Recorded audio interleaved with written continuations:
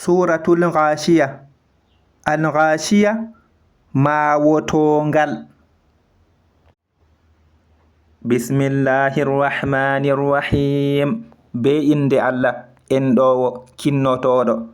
Hal ataka hadithul ghashiya. Yeli kan gecca maawotongal warani mana. Wujuhun yawma idhin khashi'a. Gese nyalde den jankiniɗe. Amilatun nasiba. Kuwoje ɗisiɗe. Tasla naran hamiya. Natan yite wulnge. Tusqa min aynin aniya. Jarnete ibgwe seɓore fatotore. Laysa lahum ta'amun illa min dari'. Nyamdu wala naɓe koyna ibgwe gi'e. La yusminu wala yughni min ju'. Ɗum faynata e ɗum dunyata ko ibgwe weelo. Wujuhun yawma idhin na'ima. Gese nyalde den neminiɗe. Lisa'yiha radiya. Gerdiɗe yawɗin kimaje.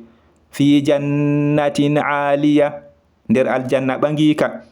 La tasma'u fiha laghiya. Nanata fululu nder maka. Fiha aynun jariya. Nder maka seɓore doggore. Fiha sururum marfu'a. Nder maka lese tonade. Wakwabum mawdu'a. E jarduɗe joƴƴinade. Wana mariqu masfufa. E gaflaje caffifinade. Wazarabiyu mabathutha. E be'iteteɗi be'itaɗi.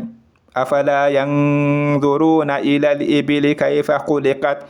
Yeli kan den ɓe ndarata fago e geloɗi noyɗi tagirana. Wa ila samai kayfa rufi'at. E fago e asama noy ka tonira. Wa ila al-jibali kayfa nusibat. E fago e koseje noyɗe ɗisira. Wa ila al-ardi kayfa sutihat. E fago e leddi noyɗi we'itira. Fadhakkir innama anta mudhakkir. Nden siftinir no e cagoma an a ciftinirowo. Lasta alayhim bi musaytir. Na an a dolɗowo dow maɓɓe. Illa man tawalla wa kafar.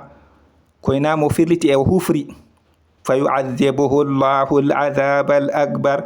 Nden Allah yangitiran ɗum yangada ɓurka mawnugo. Inna ilayna iyabahum. Andu fago emin wartirde maɓɓe. Thumma inna alayna hisabahum. Hoti andu ko rosuye maɓɓe domin.